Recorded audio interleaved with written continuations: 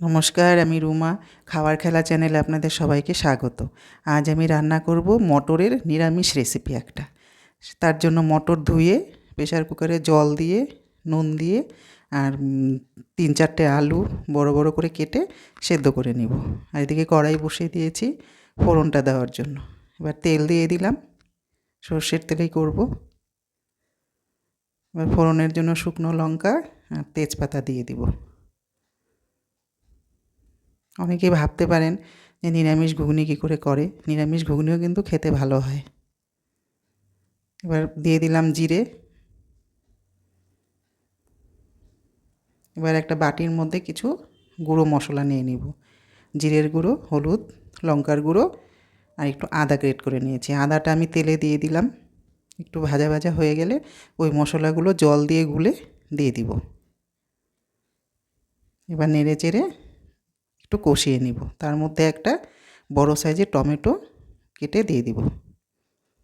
এবার কষানোর সময় একটু হিং দিয়ে দিব। যেহেতু নিরামিষ রেসিপি, হিং দিলে কিন্তু আপনি বুঝতেই পারবেন না যে ওটা নিরামিষ। হিঙের গন্ধটা কিন্তু খুব ভালো হয়। এবার টমেটোগুলো নরম হয়ে গেছে, এগুলোকে একটু খুন্তি দিয়ে চটকে দিলাম। দিয়ে এবার মটর আলুগুলো সহ দিয়ে দিলাম। খুব ভালো সেদ্ধ হয়ে গেছে, কিন্তু আমি 3টা সিটি দিয়েছিলাম। আর আলুগুলো এত ভালো সেদ্ধ হয়েছে, একটু খুন্তি দিয়ে ভেঙে ভেঙে দিলেই হয়ে যাবে। এবার নেড়ে চেড়ে সব একসঙ্গে মিশিয়ে দিব। এই দেখুন, খুব ভালো সেদ্ধ হয়ে গেছে। আর ঝোলের জন্য আমি জল ফুটিয়ে রেখেছি। আর এই মটরের রেসিপিটা কিন্তু একটু পাতলাই করতে হয়, কারণ ঠান্ডা হয়ে গেলে একদম জমে যায়। বেশ অনেকটা পরিমাণে জল দিয়ে দিব।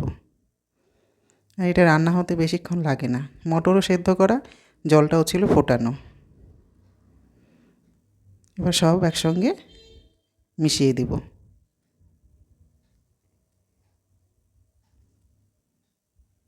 এবার একটু ফুটে আসলে বাদবাকি জিনিসগুলো দিয়ে দিব। রুটি, পরোটা সব কিছুর সাথেই কিন্তু এই রেসিপিটা খুব ভালো যায়। দিয়ে দিলাম কয়েকটা কাঁচা লঙ্কা, একটু গরম মশলার গুঁড়ো।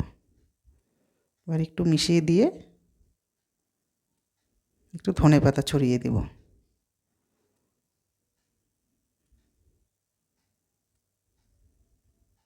দেখতে কিন্তু খুব সুন্দর হয়েছে। এই ধনেপাতাগুলো দিয়ে দিলাম। আমার রান্না কিন্তু শেষ। দেখুন, আপনারা দেখে বলবেন কেমন হয়েছে, কমেন্টে জানাবেন। ইউটিউবে দেখলে সাবস্ক্রাইব, আর ফেসবুকে দেখলে লাইক শেয়ার করে দিবেন। আপনারা আমার সাথে থাকবেন, পাশে থাকবেন। আপনারা ভালো থাকবেন, সুস্থ থাকবেন। আমার ভিডিও এখানেই শেষ। কথা হবে পরের কোনো ভিডিওতে।